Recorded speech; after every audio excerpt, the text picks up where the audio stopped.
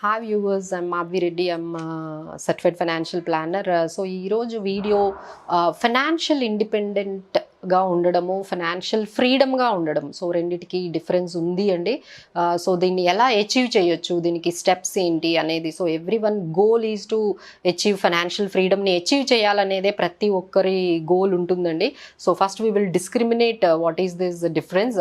Financial independent అవ్వడము అంటే మీ ఖర్చులకి మీకు సంపాదించుకోవడాన్ని, మీకు ఎంత మీ మీ లివింగ్ స్టాండర్డ్స్ ఎట్లా ఉన్నాయో, మీ అవసరాలు ఎలా ఉన్నాయో దానికి తగ్గట్టుగా మీరు సంపాదించుకోవడం, మీరు సంపాదించిన దాన్ని ఖర్చు పెట్టడము, ఇలాంటి మీకు ఈ సిచ్యువేషన్ మీరు ఈ స్టేట్కి వచ్చారంటే మీకు ఫైనాన్షియల్గా ఇండిపెండెంట్ అయ్యారనేది మనము చెప్పొచ్చు. బట్ నెక్స్ట్ లెవెల్ ఏంటంటే మీరు సంపాదించకపోయినా, మీరు ఎర్న్ చేయకపోయినా ఆప్షన్, అంటే మీకు వర్క్ చేయడం అనేది ఒక ఆప్షన్గా పెట్టుకున్నప్పుడు అయినా స్టిల్ అదే స్టాండర్డ్స్ని మెయింటైన్ చేసి మీ లైఫ్ని అలానే మీరు లీడ్ చేయగలిగితే that is called financial freedom అండి. ఎందుకంటే ఎవరు కంటిన్యూస్గా ఫర్ ఎవర్ వర్క్ అయితే చేయలేరు. Every one wants to stop at one point and wanted to like enjoy their life, కొంచెం ప్రశాంతంగా ఉండాలి అనుకుంటారు. డైలీ ఇంత కష్టపడి వర్క్ చేస్తున్నారు కాబట్టి they wanted some relief permanently from this doing, taking the pressures for life long. So దీన్ని మనం ఎలా అచీవ్ చేయొచ్చు? So like there are how to take this steps. So first step ఏంటంటే, first you should have the clarity. మీ budget గురించి మీకు clarity రావాలండి. అంటే మీ ఇన్కమ్ ఎలా ఉంది, మీ ఎక్స్పెండిచర్ ఎలా ఉంది, మీరు సేవింగ్స్ ఎలా చేస్తారు, సో దీని గురించి ఒక క్లారిటీ అనేది తెచ్చుకోవడము, that is first step. Second step ఏంటంటే సెల్ఫ్ సఫిషియెంట్. అంటే మీరు ఏదైతే ఖర్చులు ఉన్నాయో దాని తగ్గట్టుగా, దానికి సరిపడాంతగా సంపాదించడం అనేది, మీరు అది కానీ అచీవ్ చేస్తే మీరు సెకండ్ స్టెప్ అచీవ్ చేసినట్టే. అండ్ థర్డ్ స్టెప్ ఏంటంటే లైక్ మీరు ఏదైతే ఉన్నాయో అంటే వెల్త్ క్రియేట్ చేసుకోవడం. అంటే ఒక 6 months to 2 years మీరు సంపాదించలేకపోయినా మీ లివింగ్ ఎక్స్పెన్సెస్ అనేవి ప్రాబ్లం లేకుండా ఉండేటట్లు చూసుకోవడము, that you have achieved the second third step, that is stability. And final one is wealth creation, that any time if you work has become an option, మీకు only మీకు చేయాలి అనుకుంటే చేస్తారు, లేకపోతే చేయరు. బట్ మీ లైఫ్ మాత్రము అదే విధంగా ఏదైతే మీ లైఫ్ స్టైల్ ఉందో, ఏవైతే మీ నీడ్స్ ఉన్నాయో అవి మాత్రం కంటిన్యూస్గా ఫుల్ఫిల్ అవ్వడం అనేదే ఫైనాన్షియల్ ఫ్రీడమ్. సో దానికి మనకి చాలా కన్స్ట్రెంట్స్ వస్తున్నాయండి. లైక్ జాబ్ పరంగా కొన్ని ఇష్యూస్ రావడము, జాబ్ పోవడము, లేకపోతే తగినంత శాలరీస్ రాకపోవడము, ఇలాంటి కొన్ని రీజన్స్ వల్ల మనం వెల్త్ని క్రియేట్ చేయలేకపోతున్నాము. But that is not true. ఎందుకంటే మనీ సంపాదించటము అనేదే, దానివల్లనే మనకి ఫైనాన్షియల్ ఫ్రీడమ్ అనేది రాదండి.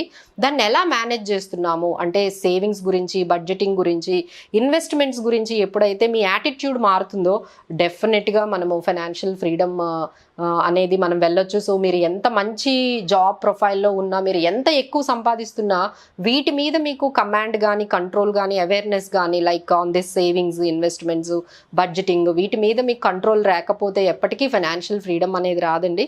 సో ఐ నో లైక్ మనకి 18 years ఎడ్యుకేషన్లో ఎప్పుడు కూడా మనం వీటి గురించి ఎప్పుడు నేర్చుకోలేదు కాబట్టి ఇప్పుడు మేనేజ్ చేయడం అనేది చాలా కష్టమవుతుంది. So for that we are there to help you for how to do this. Financial planning చేసే ప్రొఫెషనల్స్ ఉన్నారు, మేము ఉన్నాము. So to help you how to achieve this financial freedom.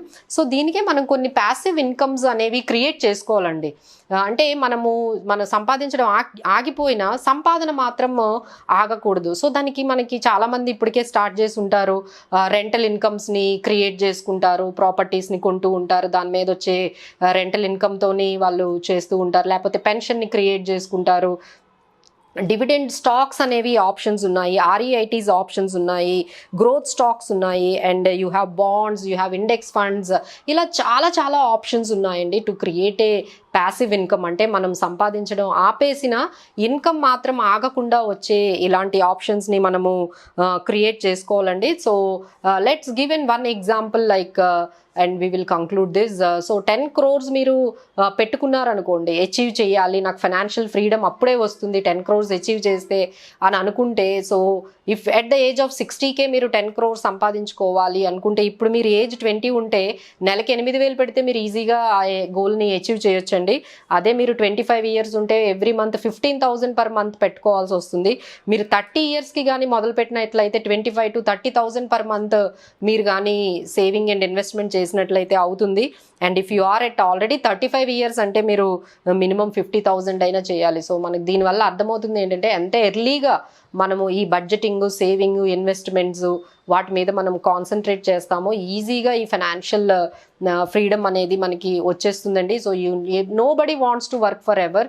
So every one wants to financial freedom. అంటే work చేయకపోతే మన needs తగ్గిపోవడం అని కాదు. We have to maintain the same standards and we wanted to be as a, మనం ఏం చేయాలి అనుకుంటే అవి చేయగలగడమే మనము ఫైనాన్షియల్ ఫ్రీడమ్. అంటే మనీ అనేది కన్స్ట్రెంట్ కాకుండా సఫిషియంట్ మనీని మనము క్రియేట్ చేసుకోగలడమే ఫైనాన్షియల్ ఫ్రీడమ్ అండి. So for that if you need any help you can contact us for how to do personal finances and wealth management and financial planning. ఇలాంటి అంశాల మీద మీకు ఏమైనా క్లారిటీ కావాలి అనుకుంటే, ఏమైనా హెల్ప్ కావాలంటే you can messages. So calls చేస్తే we may not pick the calls, but definitely we can come back to you with your messages by replying it.